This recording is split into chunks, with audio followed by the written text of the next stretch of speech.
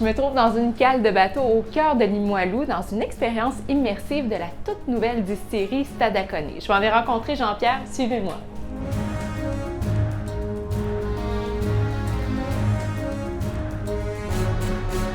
J'ai traversé du bateau à la Maison Longue. Alors Jean-Pierre, c'est quoi le concept de la distillerie Stadacone? Tout d'abord, Stadacone, c'est le village que Jacques Cartier a découvert juste à côté de Québec en 1535. Et nous, la distillerie, on est à 500 mètres de ce lieu-là. Et 500 mètres plus loin sur la rivière Saint-Charles, c'est là que Jacques Cartier a passé son premier hiver. Ce qui fait que où on se trouve présentement, lorsqu'il allait se voir là, pour se guérir du scorbut ou se parler tout l'hiver, il passait carrément ici. Donc, il y a encore peut-être des âmes qui flottent qui vont rentrer dans nos bouteilles.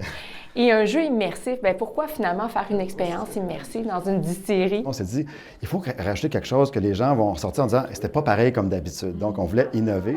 Donc, on est des amateurs aussi de jeux d'évasion.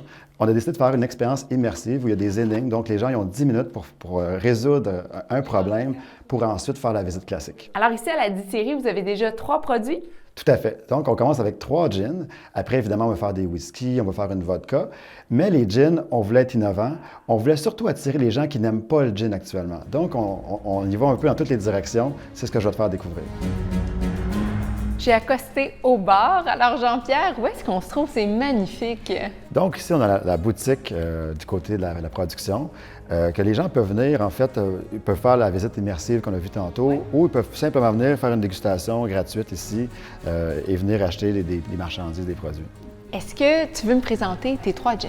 Notre premier, c'est le Stadacone bleu, qui se trouve à être un gin qui est fait à base d'herbes boréales. Donc, on ne parle pas du tout d'arbres, on parle vraiment d'herbes. Thé du Labrador, qu'on a d'ailleurs ici, thé des bois, poivre de Cubeb, donc vraiment toutes des plantes. Il est plus mentholé, plus frais. On voulait vraiment quelque chose qui se boit bien l'été, rafraîchissant. Alors, on sait que c'est quand même un produit qu'on vise plus la clientèle jeune, tu sais, qu'on a un bar, tout ça. Donc, on trouve ça cool, l'aspect que ça change de couleur. Lorsque tu le mélanges avec quelque chose de plus acide, ça veut dire soit du jus de citron, ou un citron, ou du tonic. Si tu veux voir la transformation, ici, j'ai préparé un verre de tonic, justement.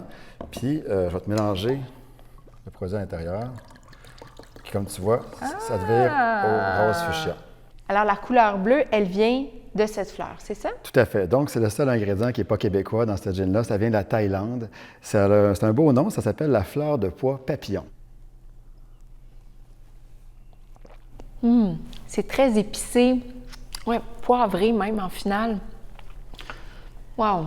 Le deuxième, c'est le Stadacone noir, que lui, dans le fond, on fait un clin d'œil au fait que Jacques Cartier recherchait les Indes. Et on a mis des épices asiatiques, comme si on réinventait l'histoire puis il serait arrivé là-bas. Donc, un des ingrédients forts, c'est la baie de Tasmanie.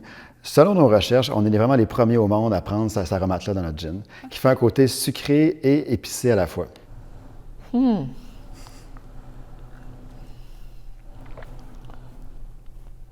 Totalement différent. Puis, c'est vrai qu'au Québec, il n'y a aucun autre gin qui goûte comme celui-là. C'est unique. Le troisième, lui, on est plus dans le floral. On y va avec une fleur qui pousse naturellement au Québec, qui est la fleur de sureau.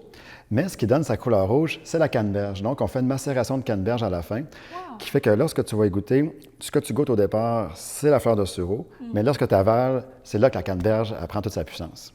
Je pense que c'est le premier gin rouge au Québec. Alors, en ce moment, c'est vraiment la mode partout dans le monde de vraiment colorer les gins, de mettre de la couleur dans nos gins. Mais je pense qu'on a vu des gins bleus, roses, mais ça, je pense que c'est le premier rouge. On sent la canneberge. On a le sureau. Oh là là! Qui en met vraiment plein la bouche. Wow! Merci beaucoup, Jean-Pierre. Vraiment une visite inusitée. On peut faire la visite en famille. Évidemment, les enfants ne vont pas déguster les gins, mais on peut aussi venir simplement déguster comme ça au bar. Et puis, je pense que ça va être une belle sortie à faire cet été.